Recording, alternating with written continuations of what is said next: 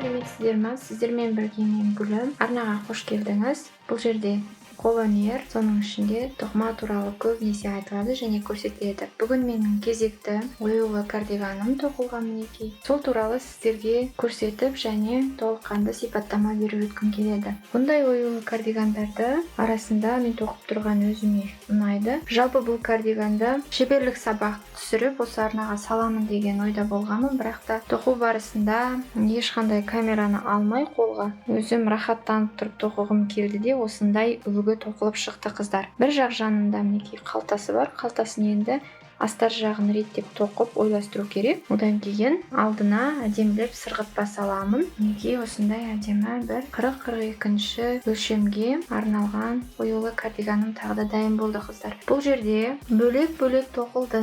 Алдыңғы бөлігі мінекей 4 бөліктен тоқылды және артқы жағын қазір түсіндіріп өтемін. Бірінші алдыңғы жағы туралы айтып өтейін қыздар. Мінекей бұл ою осы арнада бар. Мінекей өте әдемі 4 бұрышты қылып түсірген болатынмын. Сол жерден қарап тоқылуын үйреніп алып, кез келген бұйымға, кез келген киімге тоқи аласыздар қыздар қосып. Мінекей өте әдемі тоқылуы. Ол жерде түсінікті жеткізе алдым деген ойдамын. Енді тоқылуына айтып өтетін болсақ, қыздар бұл жерде мінекей мен етек жағын 1-4 бұрышты қылып тоқып алдым. Одан кейін ою қосып, мінекей алдыңғы бір жақ жанын, бұл жерде қолтық жағында мінекей ойысы бар.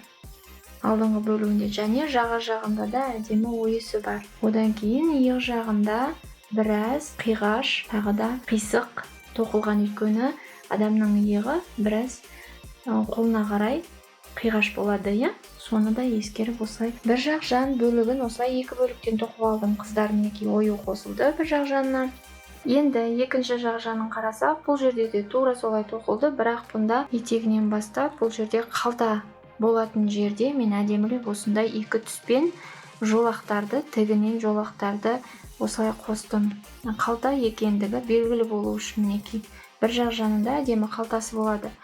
Бұл жерде мінекей 4 бұрышты бөлік. Тура мына жақ жаны сияқты, бұл жақты да тура солай бір тегіс, бір түсті жіппен тоқып шықтым қыздар. Бұл жағында ешқандай ою жоқ. Мінекей өте әдемі. Сіздерге қолтығын көрсетсем, осындай қолтығында да ойыс бар бұл жағында. Осылай 2 алдыңғы бөлігі 4 бөліктен осылай тоқып алдым. Одан кейін бұл жерде арнайы мінекей қарасаңыздар, осындай зигзаг әдісімен осылай үнемі мен қосамын. Бұл жақ жанында да мінекей әдемілеп осылай біріктіріп екеуін артынан қосып алдым. Білінбейді, өте әдемі көрінеді. Неліктен мен осылай бөліп тоқимын? Мен көбінесе кардигандарды, оюлы кардигандарды осылай бөліп 4 бұрышты бөліктермен бөліп тоқимын да артынан құрастырып шығамын кардиганды толықтай. Солай тоқыған ыңғайлы, қызықтырақ болады, жалықтырмайды. Ыңғайыма менің солай тезірек тоқылады. Сондықтан да осы әдіс маған өте тиімді және ұнайды. Егер сіздерге де ұнап жатса, осылай тоқып қарастырсаңыздар болады. Қыздар, енді артқы жақ бөлігін көрсетіп өтейін сіздерге. Мінекей қыздар, артқы жақ бөлігі. Менде манекеннің өзі біраз иық жағы бір жағына қарай қисықтау, өзінің формасы сондай. Сондықтан киім қисық сияқты болып тұрады. Жалпы кигенде өте әдемі тұрады. Күн бұлтты қыздар, бүгін ауа райы тамаша емес, күн шуағы жоқ, сондықтан қосымша жарық қосуға тура келді. Мінекей осындай өте әдемі. Артқы бөлігі де менде 4 бөліктен тоқылып алынды. Алдыңғы бір жақ бөлігінде ою болса, артқы жағында да бір жақ етек жақ шетіне мінекей осындай әдемі оюды салдым. Одан кейін бір жақ жанында оюсыз бір 4 бұрышты тоқылды. Одан кейін қыздар тағы да бұл жерде енді мен сіздерге айтып өтейін. Интарсия. Бұл жерде енді ілмек бізбен тоқылды. Сым бізбен де тоқыла береді. Интарсия әдісін тоқи алатын қыздар болса түсініп отыр мен не туралы айтып отырғанымды. Бұл жерде сол әдіс бойынша алынды қыздар. Мінекей мына жерде әдемі 2 түсті үйлестіріп әдемі өту болу үшін осындай жолақтарды ойластырдым енді бұл. Білмеймін, тоқу барысында осылай өз еркімен шықты қыздар. Сондай жолақтардан кейін ары қарай бір тұтас артқы бөлігі осылай бір тұтас тоқыдым. Екі жіпті кезекпен кезек осы жерде орындарын ауыстырып отырып, артқы жағы бір тұтас осылай тоқылып шықты қыздар мінекей. Одан кейін барып, алдыңғы және артқы бөліктерін мінекей екі жақ жанынан әдемілеп ілмек бізіммен қосып шықтым. Сонда жеңсіз күрдек сияқты болып шықты. Одан кейін барып, мына жоғарғы жағынан иығының жеңін тоқып бастадым қыздар, екі жақ шетінен, артқы бөлігінен және алдыңғы жақ бөлігінен қосып алып отырып, жеңін тоқып бастадым қыздар мінекей. Өте әдемі жеңі тоқылды. Одан ары қарай ұзынан ұзақ мінекей жеңі тоқылды.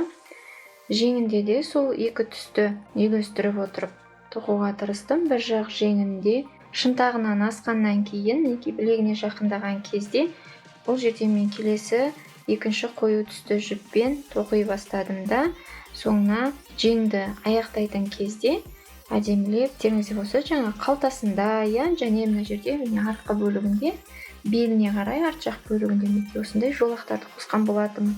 Соған біраз сәйкес келсін деп мінекей жеңіне де осындай тік жолақты екі жіппен тоқып шықтым қыздар. Ал екінші жақ жеңінде қыздар қарасаңыздар мінекей бұл соңына дейін бір тұтас осы бір түсті жіппен тоқылды. Тек қана мінекей жеңнің соңында тағы да сондай екі түсті жіппен тік жолақты ойластырып тоқыдым. Осындай артқы бөлігі кардиганның осындай өте әдемі меніңше ойластырылған сияқты. Сіздерге қалай?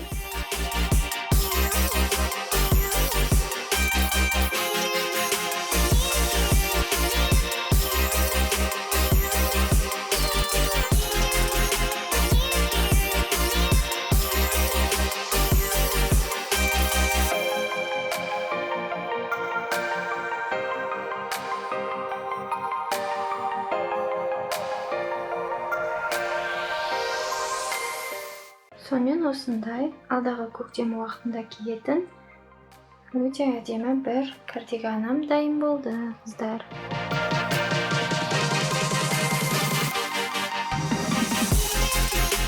Жалпы бұндай көлемді жұмыстарды шеберлік сабағын түсіру тек қана осы шеберлік сабақ қана болып, ойыңда таза жұмыс істеуге тырысу керек. Шеберлік сабақ болған бұл үлкен көлемді киім.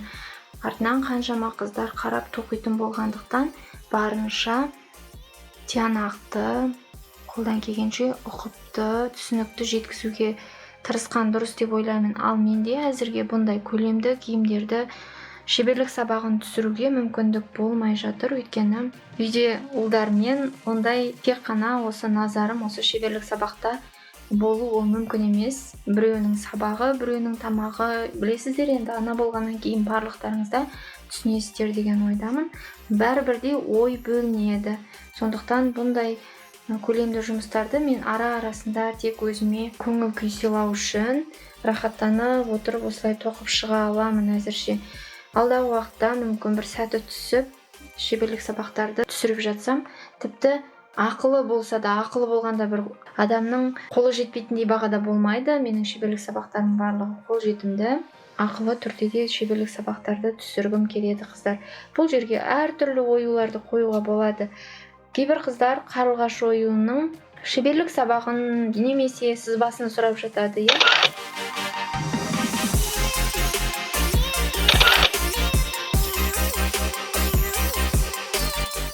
Сіздерге айтарым, ол шеберлік сабақ бастапқыда ақылы түрде шықты, сондықтан енді соңына дейін солай ақылы түрде қалады. Өйткені қыздар оны біраз қыздар сатып алғаннан кейін, енді кейінгі қыздарға оны мен тегін түрде ұсынатын болсам, ол әділ болмайды. Қыздар алдыңғы сатып алған қыздардың алдында ұят болып қалады. Сондықтан түсінулеріңізді сұраймын. Соңғы кездерде сол қарлығаш оюының сызбасын сұрап жүрген қыздар бар. Соны да түсіндіріп өткім келді. Ол оюды да осы жерге қосуға болады. Махаббат оюы бар менде.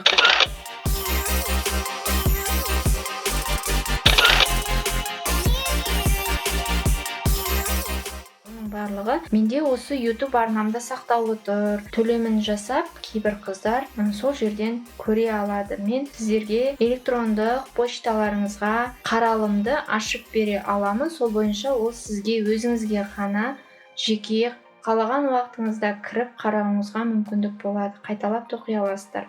Осыны да ескере жүріңіздер. Білмейтін қыздарға түсіндіріп айтып өткім келді. Осындай кардиган қыздар, менен соңғы жұмыстары қалды, өте оңай. Бұл жерде енді қалтаны мен немесе тоқимын, жұқа жіппен әдемілеп, мінекей мына жерде жалғастырып отырып, шетінен әдемілеп төртбұрыштілеп отырып қалтаны тоқуға болады. Немесе таза мақта матадан әдемілеп тігуге болады. Осылай жеке өзін әдемілеп мына кардиганның алдыңғы бөлігіне тимейтіндей жеке жұқа мата қылып әдемілеп қалтасын тігуге болады. Бұл жерде енді ауыр бір заттарды салуға келмейді. Қолыңыздағы бір кішігірім тиындар болсын, кейде бір сотканы сала салуға, қолыңыздағы тұрған кішігірім дүниені қалтаға салу үшін осылай ыңғайлы. Екі жағына да қалта қалдыруға болады. Демек бұл жерде ою болғандықтан артық қалтаны да салуды қажет етпедім, қыздар. Осы жолы менің ойымнан осындай кардиган мінекей шықты, дүниеге келді, сіздерге көрсетіп бөліскім келді. Мүмкін араларыңызда тоқи алатын қыздар болса, бұрын менің шеберлік сабақтарымды алып, оюдың тоқылуын үйреніп алған қыздар болса, тіпті мінекей мына жерде айтып өткен осы оюдың өзін тоқып үйреніп алған болсаңыз, ілмекпізбен өте жақсы тоқи алатын қыздар барсыздар, сіздерді білемін, осы жерде жазып жатасыздар. Сіздер осылай үлгі бойынша, мінекей көргендеріңіз бойынша қайталап тоқи аласыздар, қыздар. Алда әдемі тамаша жылы күн келе жатыр. Сол кезде жарқырап, гүлдей жайнап киіп шығуларыңызға осындай кардиган тоқып алсаңыздар болады, қыздар, өздеріңізге. Тоқымашы қыздар, сіздерге әрқашанда қолдарыңыз талмасын деген тілегім бар. Әдемі бұйымдарды, киімдерді өздеріңізге, туыстарыңызға тоқып қуантыңыздар, сыйлыққа сыйлаңыздар. Бұл да бір жақсы. Және де бір жағынан тапсырысқа тоқып өзіңіз табысты болып жатсаңыз да артықтық етпейді. Мінекей қай жағынан болсын, қолынан өнер келетін адамдар әрқашанда бақытты деп ойлаймын. Және де қыз-келіншектерге осы арна белгілі бір деңгейде пайдалы болады деген ойдамын. Сондықтан өздеріңіздің құрбыларыңызбен, таныстарыңызбен арнамен бөлісіп жүрсеңіздер деген ниетім бар. Арнада көрсетілетін жарнамаларды да өткізіп жібермей қарауларыңызға өтініш білдіремін. Ол деген сөз жалпы қолөнерді бағалау. Бұл арнаның одан ары қарай дамуына сіздердің үлкен қолдауларыңыз болып табылады, қыздар. Жақсы күндерде қосылғанша, қыздар. Әрбір шаңырақта бақыт туы желбіресін. Сау саламатта болыңыздар.